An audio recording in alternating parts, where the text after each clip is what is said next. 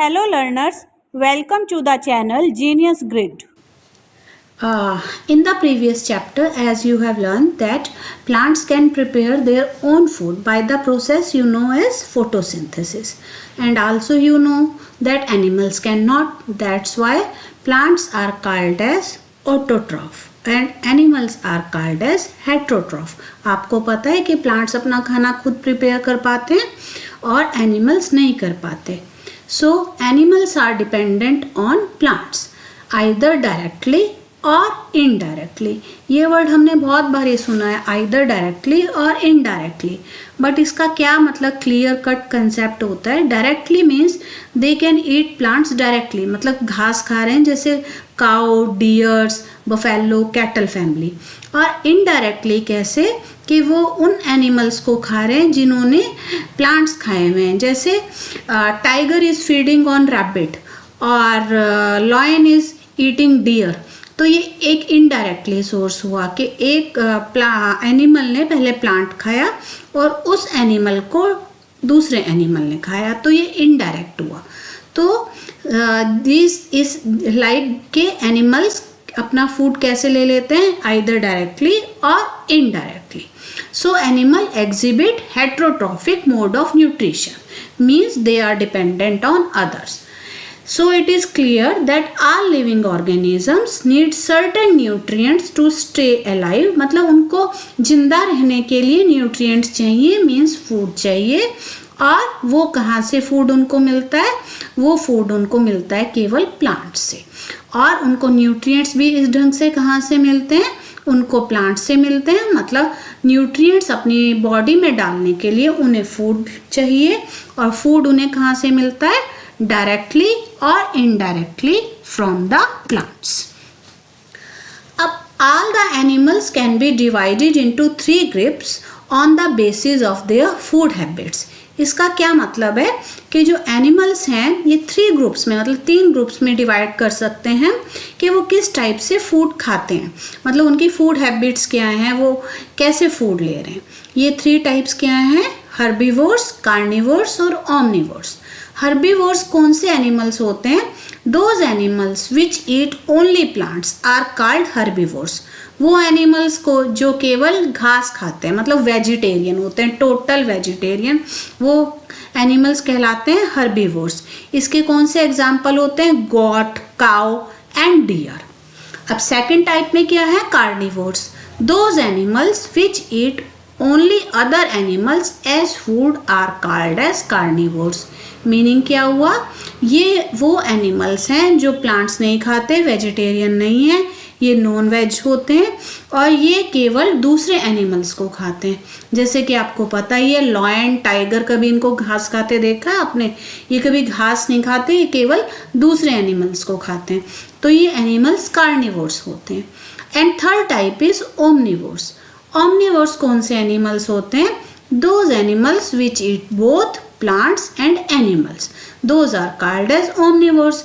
ये ओमनिवोर्स जो एनिमल्स होते हैं ये बेचारे कभी जब इनको प्लांट्स मिलते हैं तो ये प्लांट्स खा लेते हैं और जब इनको एनिमल्स मिलते हैं तो ये एनिमल्स खा लेते हैं. तो इस ढंग से ये चूजी नहीं होते, जो इनको मिलता है ये वो खा लेते हैं. और इसके एग्जाम्पल हैं मैन जैसे आपको पता है कई लोग वेजिटेरियन है और कई लोग नॉन वेजिटेरियन है. तो मैन, डॉग क्या है, डॉग को आप ब्रेड दोगे तो ब्रेड भी खा लेगा और डॉग मीट भी खा लेगा. ये क्रो भी एक ऐसी चीज़ है, आप देखते हो कई बार इंसेक्ट्स खा रहा होता है, कई बार फ्लैश खा रहा होता है और ये प्लांट्स भी खाता है. तो ये है ओमनिवोर्स. ये 3 टाइप्स के आपके एनिमल्स हो गए depending upon their food habits. अब ये चैप्टर क्या कंटेन कर रहा है, ये chapter is about nutrition in animals. तो इस चैप्टर में हम क्या लर्न करेंगे, इसमें प्रोसेस होगी intake and utilization of food in animals. इसका क्या मतलब है कि कैसे तो एनिमल्स फूड ले रहे हैं. एनिमल्स में बच्चों हम ध्यान रखना, इसमें मैन को भी काउंट कर रहे हैं कि हम कैसे तो फूड ले रहे हैं और उसको कैसे यूटिलाइज कर रहे हैं अपनी बॉडी में, हमारी बॉडी की ग्रोथ के लिए या एनर्जी के लिए. तो ये चैप्टर का फुल कंटेंट है कि हम फूड को कैसे ले रहे हैं, उसको कैसे यूटिलाइज कर रहे हैं अपनी बॉडी के अंदर. Animal nutrition includes nutrients requirement, mode of intake of food and it utilization in the body. अगर आपसे कोई पूछे तो व्हाट इज एनिमल न्यूट्रिशन, तो एनिमल न्यूट्रिशन क्या होता है, ये न्यूट्रिएंट्स की रिक्वायरमेंट जो किसी एनिमल को होती है, मतलब उसको कितने न्यूट्रिएंट की रिक्वायरमेंट है और वो किस ढंग से उस फूड को ले रहा है, and it utilization in the body. तो एनिमल न्यूट्रिशन ये 3 चीज़ों की बनी होती है कि उसकी न्यूट्रिशन रिक्वायरमेंट क्या है, वो ले कैसे रहा है उस खाने को, हर्बीवोर्स है, कार्निवोर्स है और ओमनिवोर्स है, और उसको यूटिलाइज कैसे कर रहा है अपनी बॉडी में। A component of food such as carbohydrate are complex substances। अब जो components of food है, मतलब जो nutrients हैं, वो बहुत complex होते हैं। complex का मतलब तो आप समझते हो, बड़े मतलब बहुत ज़्यादा उलझे हुए या बड़े चीज़ें होती हैं, तो उनको complex substances को आप एज सच नहीं ले सकते। जैसे कोई बड़ी बड़ी चीज़ को आप सोच लो इकट्ठा हम एनगल्फ नहीं कर सकते, तो ये कॉम्प्लेक्स सब्सटेंसेस को भी ह्यूमन की बॉडी एज सच यूटिलाइज नहीं कर सकती। सो जो प्रोसेस है, they have to be break down into simpler substances. उनको उन कॉम्प्लेक्स सब्सटेंसेस को सिंपल सब्सटेंसेस में ब्रेक डाउन करना पड़ता है, और इसी प्रोसेस को डाइजेशन कहते हैं।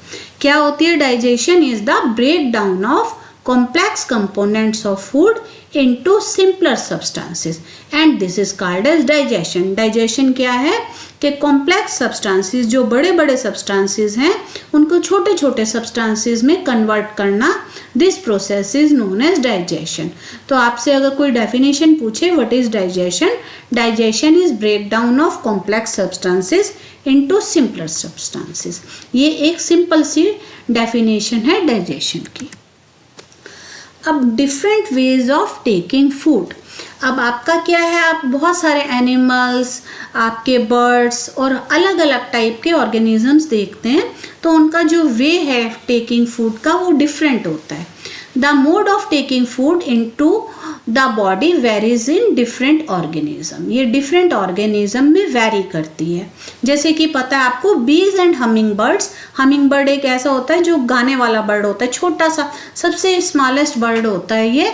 तो ये क्या करता है, कैसे मोड ऑफ इनटेक है इसका, ये suck the nectar of plant. सक का मतलब चूसना, जैसे आप पाइप से पानी चूसते हैं, in the same way humming bird और बीज अपनी एक पाइप टाइप चीज़ होती है इनके माउथ में, जो प्लांट्स के या फ्लावर के अंदर इंसर्ट कर देते हैं, and they suck the nectar of plant. Nectar क्या कहते हैं हिंदी में, जो हिंदी मीडियम के लोग हैं उसको पराग भी कहते हैं, तो वो उसको सक कर लेते हैं। Second is infant of human and many other animals. जो छोटे बच्चे हैं हम लोगों के या एनिमल्स के छोटे बच्चे हैं, वो किस पे डिपेंड करते हैं, मदर्स फीड पे। ये सब आपको पता ही है। अच्छा, जो स्नेक्स, मतलब स्नेक्स होते हैं, पाइथन, वो क्या करते हैं, ऐसा स्वेलो कर लेते हैं एनिमल, पूरा का पूरा एनिमल। उनके आगे रैबिट आया, उनके आगे जैसे डियर आया, कुछ भी आया, वो पूरा का पूरा उसको एक साथ अपने अंदर ले जाते हैं, स्वेलो कर लेते हैं। और सम एक्वेटिक एनिमल्स होते हैं, जैसे फिशेस वगैरह होती हैं, ये कैसे फूड लेते हैं, ये फिल्टर करके, मतलब अपनी बॉडी से इनके अंदर फिल्ट्रेशन की प्रोसेस होती है, इनके आसपास फूड मतलब फ्लोट कर रहा होता है, जैसे आप पानी में डालते हैं फिशेस के लिए। तो ये कैसे करते हैं, ये फिल्टर कर लेते हैं टाइनी फूड पार्टिकल्स, बहुत बड़े बड़े तो नहीं ले पाते ये, जो उनके आसपास तैर रहे होते हैं, और उससे वो अपना फूड लेते हैं। तो ये डिफरेंट फेज हैं जिससे डिफरेंट एनिमल्स अलग अलग ढंग से फूड लेते हैं, मतलब सब एनिमल्स का वे ऑफ टेकिंग फूड एक दूसरे से डिफर करता है। अब आपके बुक में ना एक बॉक्स दिया हुआ है जिसमें एक अमेजिंग फैक्ट लिखा हुआ है। अमेजिंग फैक्ट किसके बारे में है, ये है स्टारफिश के बारे में। अमेजिंग फैक्ट स्टारफिश के बारे में क्या है कि स्टारफिश है, starfish feeds on animals covered by a hard shell of calcium carbonate. Starfish किस एनिमल्स को खाती है, स्टारफिश वो एनिमल्स को खाती है जिनकी शेल्स बड़ी हार्ड होती हैं, मतलब कैल्शियम कार्बोनेट की बनी होती हैं, जैसे मोलस्क हो गए या कोई चीज़ होती है, तो स्टारफिश इन चीज़ों को खाती है। और ये चालाक कितनी होती है, ये ऐसे बैठी होती है, ये after opening the shell the starfish क्या करती है अपना जो इसका पेट होता है ना, ये अपने माउथ से बाहर निकालती है। अपने माउथ से इसका पेट एक ढंग से, जैसे कोई आपके पास एक ग्लास होता है ना बटन वाला, कई बार दिखाते हैं, उसके अंदर से एक भूत एकदम से बटन दबाओ तो बाहर निकल के आता है, इसी टाइप से स्टारफिश क्या करती है, अपना मुंह निकालती है अपने पेट से बाहर और अपने उस एनिमल को अंदर ले जाती है अपने अंदर से, और उसका शेल खोल के उस सॉफ्ट एनिमल को कंज्यूम कर लेती है। तो ये इसका एक बहुत अलग सा प्रोसेस है, मतलब फीड लेने का, जो बहुत डिफरेंट है। और स्टमक उसका फिर वापस अंदर चला जाता है और वो धीरे धीरे उसको बैठ के आराम से उस फूड को, कैल्शियम कार्बोनेट वाला जो एनिमल था उसके जो सॉफ्ट मांस को है उसको धीरे धीरे डाइजेस्ट करती रहती है। तो ये एक स्टारफिश का पॉइंट दिया हुआ है आपकी बुक में, जो एक बॉक्स में है, आप अलग से इसको देखिएगा। अब आया हमारा डाइजेशन इन ह्यूमंस। ये एक बहुत इंपॉर्टेंट टॉपिक है और ये आपके 10th-12th तक जाएगा, तो आप इसको बेसिकली अच्छे से समझने की कोशिश कीजिएगा। We take in food through our mouth and digest it and utilize. हम अपने मुंह से खाना लेते हैं, फिर इसको डाइजेस्ट करते हैं और उसको यूटिलाइज करते हैं। यूटिलाइज मतलब किस लाइफ की प्रोसेसेस के लिए हम इसको इस्तेमाल करते हैं, एनर्जी के लिए इस्तेमाल करते हैं, रिपेयर के लिए इस्तेमाल करते हैं अपनी बॉडी की। तो ये वाली स्लाइड ये बता रही है। और जो फूड है ये पास करता है through continuous canal which begins at buccal cavity and end at the anus. जो हमारा फूड है वो एक पाइप के थ्रू, कॉन्टिन्यूस एक पाइप होती है जो हमारे बक्कल कैविटी मतलब माउथ से स्टार्ट होके हमारे एनस मतलब जहाँ से हम पॉप आउट करते हैं, इजेक्ट करते हैं, तो वहाँ तक एक पाइप लाइक ए चैनल, जैसे एक पाइप आपकी एक एंड से, एक घर के एंड से लेके दूसरे घर के, जहाँ से आपका पानी आ रहा है मतलब टैप से, और जहाँ से बाहर आप पानी छोड़ रहे हैं।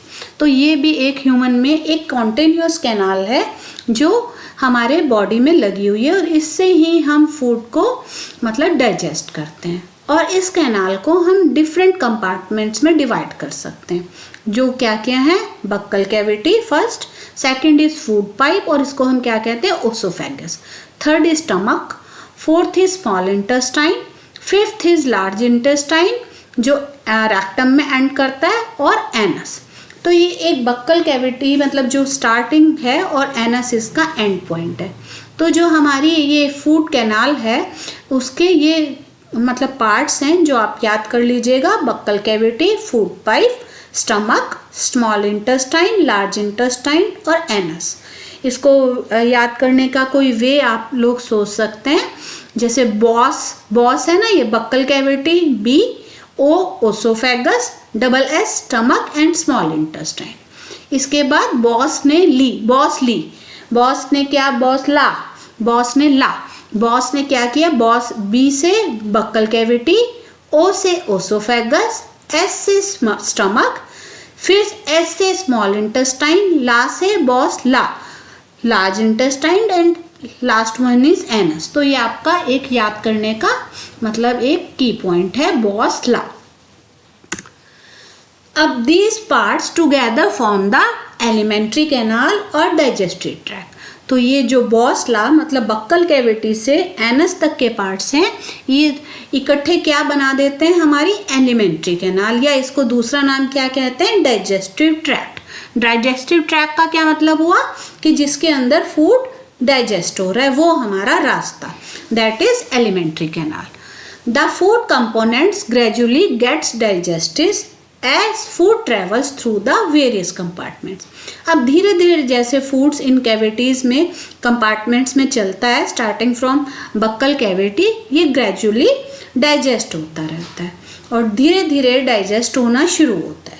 अब सेकंड पॉइंट क्या है, the inner walls of stomach and the small intestine and various glands associated with the canal such as salivary glands, liver and the pancreas secrete the digestive juice।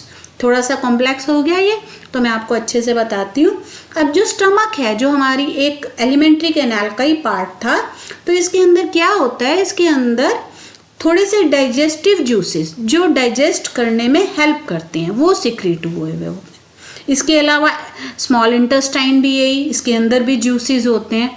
और बच्चों इसके साथ एलिमेंट्री जो हमारा canal है या जो हमारा ट्रैक है जिसमें हमारा फूड डाइजेस्ट हो रहा है, इसके साथ बहुत सारी ग्लैंड्स एसोसिएटेड होती हैं जो मैं आपको आगे की स्लाइड में दिखाऊंगी। ये तो आपके एक ऑर्गन्स हैं, जैसे स्टमक हो गया, स्मॉल इंटेस्टाइन हो गया, इसके साथ छोटे छोटे ग्लैंड्स लगे हुए होते हैं, जैसे कि सलाइवरी ग्लैंड जो हमारे बक्कल कैविटी में होता है, लीवर एंड द पैंक्रियाज जो हमारे स्टमक के आसपास के रीजन में होता है। ये भी ग्लैंड्स होती हैं, ये भी क्या करती हैं, इनका मेन रोल क्या होता है, डाइजेस्टिव जूसेस को सिक्रीट करने का। तो ये सारी चीज़ें हैं, जैसे स्टमक, स्मॉल इंटेस्टाइन और ये ग्लैंड्स, तीन, salivary gland, liver and pancreas, ये एक डाइजेस्टिव जूसेस सिक्रीट करती हैं, दो डाइजेशन की प्रोसेस को एनहेंस करते हैं और उसको हेल्प करते हैं डाइजेशन में। और डाइजेस्टिव जूसेस का क्या रोल होता है, ये कॉम्प्लेक्स सब्सटेंसेस को सिंपलर सब्सटेंसेस में कन्वर्ट कर देते हैं। जो मैंने पहले डाइजेशन की आपको डेफिनेशन बताई थी, what is digestion, conversion of the complex substances into simpler substances. तो डाइजेस्टिव जूसेस वही काम कर रहे हैं, मतलब डाइजेशन में हेल्प कर रहे हैं। अब जो ये एलिमेंट्री कैनाल है जो मैंने बताया आपको, starting from buccal cavity to the anus, जब इसके साथ ये एसोसिएट ग्लैंड्स हो जाती हैं, जैसे कि सलाइवरी ग्लैंड्स, लीवर और पैंक्रियाज, तो इनको क्या हम इकट्ठा कहते हैं, हम इनको इकट्ठे में कहते हैं डाइजेस्टिव सिस्टम। अगर ये विदाउट ग्लैंड्स हैं then these are called as digestive tract, but जब इनके साथ ग्लैंड्स एसोसिएट हैं तो they together constitute the digestive system. ये एक इम्पॉर्टेंट चीज़ है, जब विदाउट ग्लैंड्स हैं that is digestive tract, but जब एसोसिएटेड विद ग्लैंड्स हैं then this is digestive system. देखिए ये वाला बहुत इंपॉर्टेंट डायग्राम है, मतलब ये आपको अगर डाइजेस्टिव सिस्टम ह्यूमन का बनाना आ जाए तो आप बिना लिखे भी मार्क्स सिक्योर कर सकते हैं। थोड़ा सा टफ होता है बट इसकी बारी बारी प्रैक्टिस करोगे ना तो मतलब मोर देन इनफ है आपका मार्क्स सिक्योर करने के लिए। ये देखिए जैसे ये आपकी सलाइवरी ग्लैंड है, ये एसोफेगस हो गया मतलब फूड पाइप, स्टमक, पैंक्रियाज, सारी चीज इसके अंदर, large intestine, small intestine, gall bladder, liver और एंडिंग इन एनस। और यही वाला जो दूसरा इसका डायग्राम है ये इसका एनलार्ज्ड व्यू दिखा रहा है, जैसे कि स्टमक एक जे शेप का स्ट्रक्चर होता है और ये इसका स्मॉल इंटेस्टाइन, ये सारी चीज़ें एनलार्ज्ड व्यू में दिखा रहा है। इसका आपको ज़्यादा रोल नहीं है बट थोड़ा सा डायग्राम में बनाने के लिए आपको क्लियर हो जाता है कि कौन से ऑर्गन का क्या मतलब शेप है, तो इसको आप उस ढंग से देख लीजिए। और इस डायग्राम की आप 2-4 बार कम से कम प्रैक्टिस कीजिएगा क्योंकि ये बहुत इंपॉर्टेंट है और एग्जाम्स में ज़रूर बनाना अगर आपको ह्यूमन डाइजेस्टिव सिस्टम पूछें। अब जो हमारा एलिमेंट्री कैनाल था या डाइजेस्टिव ट्रैक्ट था, इसकी स्टार्टिंग कहाँ से थी अगर आपको याद हो, बॉस से। बॉस मीन्स बक्कल कैविटी से, मतलब माउथ से। जैसे कि आपके घर का मेन गेट है, food is taken into body through the mouth. सबको ही पता है कि हम फूड कहाँ से खाते हैं, छोटे बच्चे को भी पता है, वो अपना कुछ भी उठा के मुंह में डालता है पहले। Food is taken into body through the mouth. The process of taking food into the body is called as ingestion। जो आपने खाना लिया है माउथ के through, this process is known as ingestion। तो आपको अगर कोई पूछे what is ingestion, ingestion is the process of taking food into the body through mouth। अगर आप माउथ से कोई खाना ले रहे हैं that process is known as ingestion। अब इंजेक्शन तो हो गया, आपके घर में आ गया खाना, मतलब मुंह में आ गया, and then we chew it with the help of our teeth, and we chew the food with the teeth and break it down mechanically into small pieces। अब हम इस फूड को च्यू करते हैं किसके थ्रू, हमारे दांतों के थ्रू, मतलब टीथ के थ्रू। अब ये मैकेनिकली वर्ड क्यों लिखा हुआ है, हमारे मुंह में कोई मशीन थोड़ी ना लगी हुई है या मोटर थोड़ी ना लगी हुई है, क्योंकि हमारे टीथ ये प्रोसेस करते हैं, हमें अपने टीथ को चलाना पड़ता है फूड को च्यू करने के लिए। That's why mechanically is written here. और वो मैकेनिकली क्या करता है डाइजेशन में हेल्प, हमारा बड़ा जैसे हम कोई पीस लेते हैं उसको स्मॉलर पीस में कन्वर्ट कर देता है। तो ये हमारे टीथ की फंक्शन हुई। ईच टूथ, जो हमारा टूथ है, हर tooth is rooted in a separate socket in gums. इसका क्या मतलब हुआ? हर टीथ एक सेपरेट सॉकेट, मतलब उसका आप नीचे देखिए, अपने टीथ को देखिए, एक गम छोटा सा ऊपर रेड रेड पार्ट होता है। हर टूथ की एक कैविटी, मतलब एक जगह होती है जिसके अंदर ये इंसर्टेड होता है, जिसको हम क्या कहते हैं? Separate socket. हर टीथ के लिए एक अलग जगह है। Our teeth vary in appearance and perform different function।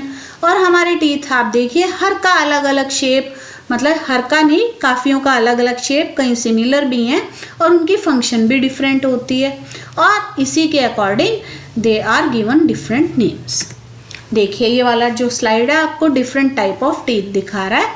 जो आपके आगे वाले ये बड़े बड़े टीथ होते हैं, इनको हम क्या कहते हैं? हम इनको कहते हैं इंसाइजर्स।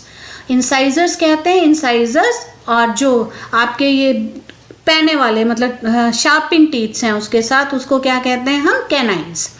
और देन आपका क्या होते हैं? प्रीमोलर्स और मोलर्स।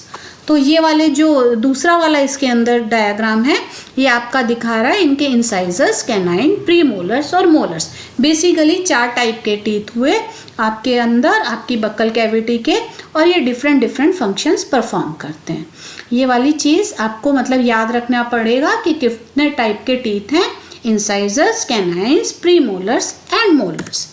अब जैसे ये बहुत मतलब फ्रीक्वेंटली आस्क्ड क्वेश्चन है और ये कॉम्पिटिशन्स में भी पूछा जाता है कि कितने टाइप के टीथ हैं और आपके पूरे बक्कल कैविटी अंदर कितने टीथ्स हैं। ज़्यादातर आपने सुना होगा कि हाँ 32 टीथ होते हैं आपके अंदर, और वो कहता है ना ये इंसान सच्चा है, इसके 32 टीथ हैं, मतलब 32 दांत हैं इसके। वाह भाई वाह, 32 दांत, मतलब पूरे टीथ आपके के अंदर कितने होते हैं? बच्चे के अंदर नहीं, बट बड़ों के अंदर। और उसके अंदर कैसे होते हैं? अब ये देखिए, जो सेकंड पार्ट इसमें टीथ का लगा हुआ दिख रहा है, आप अपने अपर वाले पार्ट को, अपर जा को अलग कर लीजिए, और उसके भी 2 पार्ट्स हैं, क्योंकि अपर जा में भी एक साइड पे, लेफ्ट साइड पे भी और राइट साइड पे भी सेम टाइप का अरेंजमेंट होता है। और आप मिरर के आगे खड़े होके भी ये देख सकते हैं कि आपके टीथ इसी ढंग से लगे हुए हैं, कुछ गड़बड़ तो नहीं है। तो फर्स्ट 2 टीथ जो होते हैं आपके, वो इंसाइजर्स हैं। इनका बेसिक रोल क्या होता है आप बता सकते हो?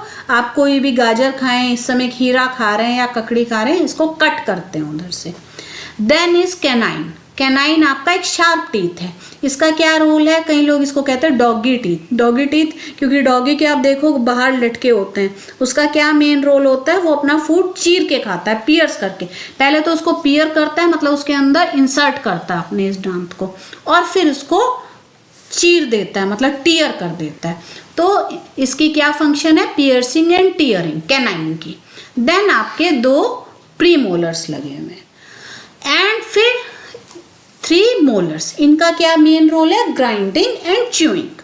तो ये आपका एक पार्ट हुआ अपर जार का। तो ये कितने टीथ हुए इस ढंग से? 2 इंसाइजर्स, 1 कैनाइन 3, और 2 प्रीमोलर्स 5 एंड 3 मोलर्स मीन्स 8। और सेकेंड मतलब उसी अपर जा में ही राइट हैंड साइड पे भी यही सेम अरेंजमेंट मीन्स 16। तो 16 अपर जा में और 16 लोअर जार में, टोटल आ गए आपके 32 टीथ। तो ये है आपका टीथ का अरेंजमेंट, और ये बहुत इंपॉर्टेंट है। थोड़ा सा आप प्रिसाइजली इसे करेंगे तो आपको ये अरेंजमेंट आराम से समझ आ जाएगा। Incisors, canine, premolars and molars. अब क्या है? Milk teeth and permanent teeth. The first set of teeth grows during infancy and they fall off at the age of 6 to 8 year। और ये क्या कहलाते हैं? Milk teeth. क्या होते हैं? जो छोटे बच्चे के धीरे धीरे आते हैं। जब बच्चा पैदा होता है पहले तो वो बिना टीथ के बूढ़ा आदमी टाइप पैदा होता है, फिर जैसे जैसे वो बड़ा होने लगता है उसके टीथ आने लगते हैं, वो होते हैं मिल्क टीथ। बट वो क्या होता है? जैसे जैसे बच्चा बड़ा होता है 6 to 8 ईयर्स या 10 तक का भी, तो वो टीथ उसके गिर जाते हैं और वो कहते हैं कि हाँ जी मेरा दांत टूट गया और फेरी ले गई। वो होते हैं मिल्क टीथ। अब जो सेकंड टीथ होते हैं जो रिप्लेस करते हैं उस मिल्क टीथ को, वो परमानेंट टीथ होते हैं। ये परमानेंट टीथ होते हैं वो बहुत ज़्यादा पूरी ज़िंदगी भी चल सकते हैं, लेकिन अगर जैसे चॉकलेट और ब्रश ना करे बच्चा या हाइजीनिक कंडीशंस ना रहें तो वो जल्दी भी ख़त्म हो जाते हैं। या ओल्ड एज में एक प्रोसेस होती है जिसके कारण ये धीरे धीरे टीथ, परमानेंट टीथ भी ख़त्म होने लगते हैं। तो आपको मिल्क टीथ और परमानेंट टीथ में डिफरेंस समझ आ गया। जो बच्चों में शुरू में होते हैं दे आर मिल्क टीथ और फिर परमानेंट टीथ हो जाते हैं। अब जो टूथ डिके की मैंने बात की है वो क्या है? Normally bacteria are present in our mouth but they are not harmful to us. अब बैक्टीरिया तो हमारे माउथ में वैसे भी प्रेजेंट होते हैं क्योंकि हमारा माउथ क्या सिक्रीट करता है? डाइजेस्टिव जूसेस, सलाइवा और मॉइस्ट कंडीशन होती है और थोड़ी वार्म कंडीशन। और जहाँ इनको ये मिल जाती हैं बैक्टीरिया तो वहाँ पे अपना डेरा डाल के बैठ जाते हैं। तो however we don't clean our teeth, our mouth after eating, many harmful bacteria also begin to live and grow in it. But जब हम अपना माउथ वॉश नहीं करते हैं, प्रॉपरली ब्रश नहीं करते हैं और रिंसेस नहीं करते हैं तो कई गंदे बैक्टीरिया हार्मफुल जो हमारे को हार्म पहुंचाते हैं वो भी ग्रो करना शुरू कर देते हैं हमारे बैक्टीरिया में, हमारे माउथ के अंदर। और ये बैक्टीरिया क्या करते हैं? जो हम चॉकलेट्स खाते हैं, खाने से जो शुगर और वो चीज़ें रिलीज़ होती हैं वो हमारे माउथ में ही होती हैं। धीरे धीरे इन बैक्टीरिया को तो ये मीठी चीज़ें, जैसे आपको चॉकलेट्स और स्वीट्स पसंद है, आइसक्रीम्स पसंद है, वैसे ही बैक्टीरिया को भी शुगर वाली चीज़ें पसंद है। ये उनके ऊपर एक्ट करना शुरू कर देते हैं, शुगर्स के ऊपर जो हमारे माउथ में लेफ्ट ओवर है फूड से, और उस पर एक्ट करके रिलीज़ करना शुरू कर देते हैं एसिड्स। अब जो एसिड्स हैं वो तो ख़राब होते ही हैं, वो हमारे टूथ को धीरे धीरे डैमेज करना शुरू कर देते हैं। The acids gradually damage our teeth, और यही टूथ डिके है, मतलब जो कैविटी हो गई, जो हम डेली डेंटिस्ट के जाते हैं, ये कैविटी का रीज़न यही है, वो हमारी टूथ डिके हो जाता है और हमें डेंटिस्ट के पास फ्रीक्वेंटली विजिट करना पड़ता है। और अगर ये कैविटी को आप प्रॉपरली ट्रीट ना करो टाइम के साथ तो टूथेक हो जाता है जो बहुत ज़्यादा मतलब आपको हार्म करता है, आपके दांत में दर्द रहेगा और टूथ भी आपका धीरे धीरे लॉस हो जाएगा। तो इसका जैसे कि मैंने पहले मेंशन किया है, चॉकलेट, स्वीट्स, सॉफ्ट ड्रिंक्स और अदर शुगर प्रोडक्ट्स इसके कल्प्रिट्स हैं, जिससे हम भी अट्रैक्ट होते हैं और बैक्टीरिया भी अट्रैक्ट होता है। तो इसलिए कहते हैं ना घर में कि आप दिन में 2 बार ब्रश करो, एक सुबह उठ के एक रात को उठ के। पहले ज़माने में दांतुन करते थे, अभी तो दिखती नहीं है, वो नीम की दांतुन होती है, वो भी बहुत हाइजीनिक चीज़ है। आजकल डेंटल फ्लॉस आ गया है, जो क्या होता है, जो कैविटीज़ या बीच में जो स्पेस छुड़ा हुआ होता है हमारे टीथ में, उसके अंदर हमारे फूड पार्टिकल्स बैठ जाते हैं जाके। जो डेंटल फ्लॉस है तो ये उसके कारण उससे इतना ज़्यादा प्रेशर से वो फूड पार्टिकल्स भी आपके माउथ से बाहर निकाल देता है। तो ये इसीलिए हमारे पेरेंट्स कहते हैं, तो आपको ये मानना चाहिए ताकि टूथ कैविटी से और डेंटिस्ट से बच सकें कि आप दिन में 2 बार ब्रश करें और अपने माउथ को हर मील के बाद रिंस करें। अब आपको कैसे पता चलेगा कि हमारा माउथ है जो सलाइवा सिक्रीट करता है? हमारा माउथ है जो आपको पहले बताया ना, सलाइवरी ग्लैंड, एक ग्लैंड होती है जो सलाइवा सिक्रीट करती है और डाइजेशन में हेल्प करती है। तो आपको कैसे पता चलता है कि ये सलाइवरी ग्लैंड जो सलाइवा सिक्रीट करती है ये डाइजेशन में हेल्प करती है? तो आपकी बुक में एक एक्टिविटी दी हुई है, वो एक्टिविटी में उसने क्या किया हुआ, उसने 2 टेस्ट ट्यूब्स ली हुई हैं, उसके अंदर A टेस्ट ट्यूब्स के अंदर उसने बॉइल्ड राइस लिए हुए हैं और B ट्यूब में उसने बॉइल्ड राइस को लिया हुआ तो है बट उसको च्यू करके डाला हुआ है, मतलब 3 to 5 मिनट उसने च्यू की और सेकेंड ट्यूब में वो च्यूड राइस डाल दिए। अब इन दोनों ट्यूब्स में उसने थोड़ा थोड़ा वाटर ऐड कर लिया है और उस वाटर ऐड करने के बाद उसने दोनों ट्यूब्स में 2-3 ड्रॉप्स ऑफ आयोडीन सॉल्यूशन डाला है। तो आप क्या ऑब्जर्व करोगे? आप सोच सकते हो कि इसके अंदर कौन सी ट्यूब का कलर चेंज होगा। इसके अंदर फर्स्ट ट्यूब का कलर चेंज होगा, सेकेंड ट्यूब बी का जो कलर है वो चेंज नहीं होगा। क्यों? ये देखिए, आपको मैं स्लाइड दिखाती हूँ। फर्स्ट ट्यूब का जिसके अंदर आपके ये थे राइस, उसके अंदर आपका कलर चेंज हो गया। क्यों हुआ? क्योंकि जो राइस है उसके अंदर स्टार्च है, वो स्टार्च एक्ट करता है, आपको मैंने पिछले लेक्चर में भी बताया था, आयोडीन के साथ ब्लू ब्लैक कलर देता है। तो ये क्योंकि इसके अंदर बॉइल्ड राइस थे और राइस में स्टार्च था और आपका ब्लू ब्लैक कलर आ गया आयोडीन के साथ रिएक्ट करके। बट जो सेकेंड ट्यूब है उसके अंदर जैसे बताया है कि च्यूड राइस थे। च्यूड राइस मीन स्टार्च था उसके अंदर, बट च्यू हुआ, च्यू से क्या हुआ, मैकेनिकली वो ग्राइंड हुए, ग्राइंड से उसके अंदर सलाइवा मिक्स हुआ सलाइवरी ग्लैंड से। और सलाइवा मैंने आपको पहले ही बताया क्या होता है, सलाइवरी इसके अंदर डाइजेस्टिव जूसेस होते हैं। जो डाइजेस्टिव जूसेस ने स्टार्च को ग्लूकोज या सिंपल शुगर में कन्वर्ट कर दिया। तो जो आयोडीन है वो केवल स्टार्च के साथ ब्लू ब्लैक कलर देता है और किसी शुगर के साथ नहीं देता। तो ये प्रोसेस ये हुआ कि बी ट्यूब में आपका ब्लू ब्लैक कलर नहीं आया। तो ये एक प्रोसेस थी जिसके अंदर हमने दिखाया कि आयोडीन स्टार्च के साथ ब्लू ब्लैक कलर देता है। और फिर आपका आगे क्या प्रोसेस है आपकी, हाँ टंग तो पता ही है, छोटे बच्चे से भी पूछते हैं वेयर इज योर टंग। तो टंग क्या है, इसका अगर आपसे कोई डेफिनेशन पूछे तो वो बतानी बहुत मुश्किल होती है।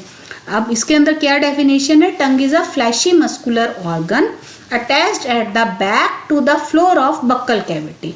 टंग क्या है, एक फ्लैशी मस्कुलर ऑर्गन है जो अटैच्ड है लास्ट में फ्लोर ऑफ बक्कल कैविटी। जो पीछे से आप देखिए, आप आगे से तो टंग घुमा पा रहे हैं बट पीछे से टंग नहीं घुमा पा रहे क्योंकि ये अटैच्ड है। It is free at the front end can be moved in all direction. घुमा के देखिए आपकी टंग हर डायरेक्शन में घूम रही है, तो वो हर चीज की डायरेक्शन में हर जगह घूम सकती है क्योंकि ये फ्री है। बट पीछे से कहीं घुमा सकते हो, नहीं घुमा सकते क्योंकि ये फिक्स्ड है। अब आपको पता है फंक्शन ऑफ टंग क्या है, हाँ हम सब फटाफट बता देंगे कि हम इससे बोल सकते हैं। हाँ बिल्कुल हम बोल सकते हैं। We use our tongue for talking. Besides, जो इसका सबसे साइंटिफिक अगर आप कहोगे इसका क्या मेजर रोल होता है, ये सलाइवा को मिक्स करती है हमारे फूड के साथ और उसको स्वेलो करने में मतलब निगलने में, अंदर डालने में हेल्प करती है। और सबसे बड़ी चीज़ क्या होती है, हमारी टंग के ऊपर कितने ही आपके टेस्ट बर्ड्स लगे हुए होते हैं और उन्हीं टेस्ट बर्ड्स के कारण हम अपना फूड को टेस्ट कर सकते हैं। अगर हमारे बॉडी ये टंग पे टेस्ट बर्ड्स नहीं लगे होंगे तो हम कुछ भी घास भी खा सकते हैं, हमें कोई टेस्ट नहीं आएगा। और ये टेस्ट बर्ड ने हमारे जीवन में संकट पे पैदा किया हुआ है। हम आइसक्रीम का टेस्ट लेते हैं, हम चॉकलेट्स का टेस्ट लेते हैं, हमें ये फूड अच्छा नहीं लगता क्योंकि हमारे टेस्ट बर्ड्स को क्या अच्छा लगता है हम वो ही लेते हैं। The taste buds on your tongue are housed inside visible bumps called papilla. क्या होता है, ये जो टेस्ट बर्ड्स ये होते हैं ये छोटे छोटे दानों के टाइप से, आप अपनी टंग देखिए छोटे छोटे स्वेलन दाने होते हैं जिनको हम कहते हैं पेपिला। ये देखिए ये आपको टेस्ट बर्ड्स दिखा रहा है, ये आपका सोर टेस्ट है, यहाँ से आपको सोर टेस्ट आता है। अगर आप कोई भी चीज़ अपने टंग पे डालिए तो ये वाला जो यहाँ पे पोर्शन में बर्ड्स होते हैं इसको सोर टेस्ट आता है। यहाँ से साल्ट टेस्ट आता है आपका, ब्लू कलर वाले जहाँ पे टेस्ट बर्ड्स हैं, जो पर्पल कलर का दिखाया है यहाँ से आप स्वीट टेस्ट ले सकते हैं। तो यही जो टंग है यही आपका ये टेस्ट कैरी कर रहा है, मतलब टेस्ट बर्ड्स कैरी कर रहा है और इसी के कारण हम टेस्ट बर्ड मतलब हम टेस्ट फील कर सकते हैं। जो अगर ये टेस्ट बर्ड्स नहीं होंगे तो आपको कोई टेस्ट नहीं आएगा। और ये आपको दिखाए हुए पेपिला, मतलब जो आपके टंग पे लगे हुए हैं डिफरेंट टाइप के पेपिला।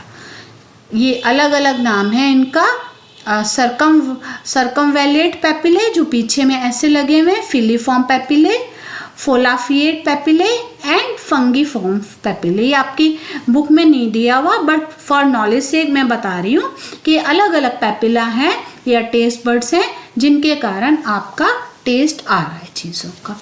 ये आपका एक पार्ट आपका मैं कवर कर चुकी हूँ। Thank you very much.